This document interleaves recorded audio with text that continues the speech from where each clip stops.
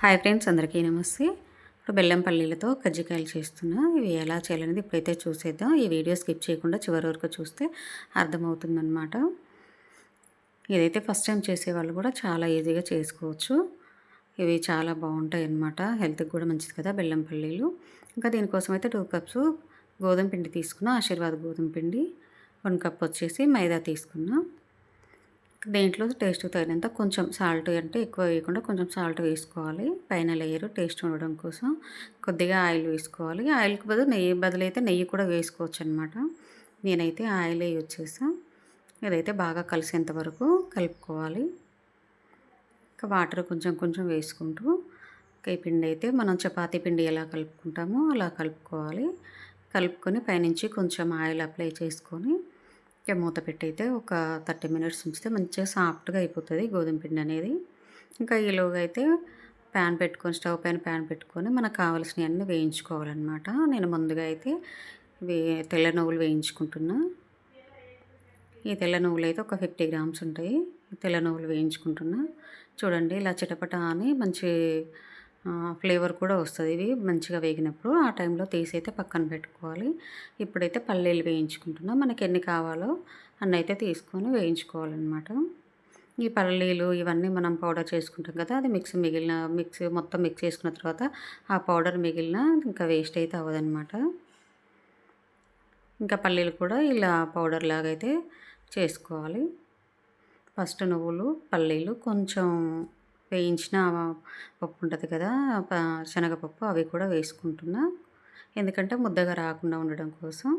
ఇంకా అవన్నీ వేసుకొని కొద్దిగా బెల్లం కూడా వేసుకొని పౌడర్ లాగా అయితే చేసుకుంటున్నా. బెల్లం అయితే కొంచెం గడ్డలుగా ఉంటే ఈ పౌడర్లో వేసి మొత్తం అయితే మిక్సీ పట్టుకున్నా ఇలాగా పౌడర్ లాగా.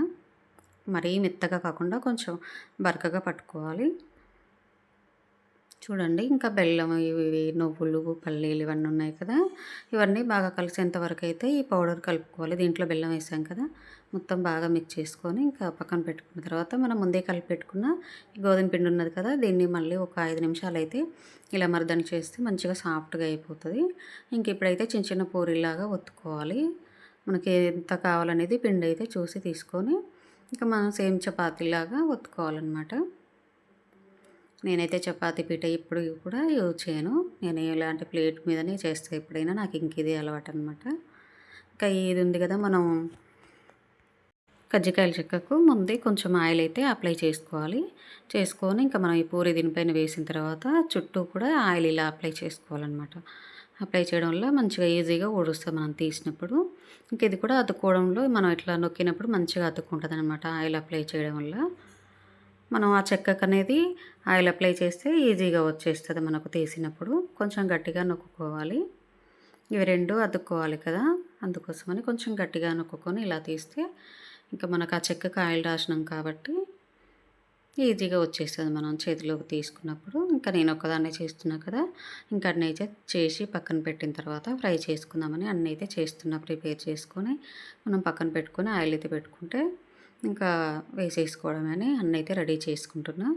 ఇంకా మనకు కలుపుకున్న పిండి అంతా కూడా సేమ్ ఇదే ప్రాసెస్ అయితే చేసుకోవచ్చు. మళ్ళీ మనం చేసిన ప్రతిసారి కూడా మనం పూరి దానిపైన వేసిన ప్రతిసారి ఇంకా కింద చెక్కకి అప్లై చేయాలి. పైన పూరి వేసుకొని చుట్టూ కూడా అప్లై చేసుకొని మనకి పూర్ణం ఉంది కదా, ఎంత కావాలండి, నేనైతే 1½ స్పూన్ వేస్తున్నా. మనకి ఎంత పడితే అంత. కొంచెం పెద్దదైతే కొంచెం ఎక్కువ పడుతుంది, చిన్నదైతే కొంచెం తక్కువ పడుతుంది అనమాట. ఇంకా అది చూసుకొని వేసుకుంటే ఇంకా సరిపోతుంది. నొక్కేటప్పుడే కొంచెం గట్టిగా నొక్కుకోవాలి. ఇట్లా తీసినప్పుడు అది 2 జాయింట్స్ అనేవి అతుక్కోకుండా విడిపోయి పూర్ణం అనేది బయటకు వచ్చేస్తుంది మనకు. లోపల పెట్టినాం కదా పిండి, బెల్లం అదంతా మిక్స్ అనేది బయటకు వచ్చేస్తుంది. ఇవి మనం ఒకరు చేస్తుంటే ఒకరు వేస్తే అవి ఆరకుండా ఉంటే మంచిగా ఉంటాయి అన్నమాట. కొద్దిగా ఫ్యాన్ గాలికి ఆరిపోతే అవి 2 ఓపెన్ అవుతాయి అన్నమాట జాయింట్స్. ఇంకా అన్నీ చేసి పక్కన పెట్టుకున్న తర్వాత నేనైతే ఇంకా ఫ్రై చేస్తున్నాను అనమాట.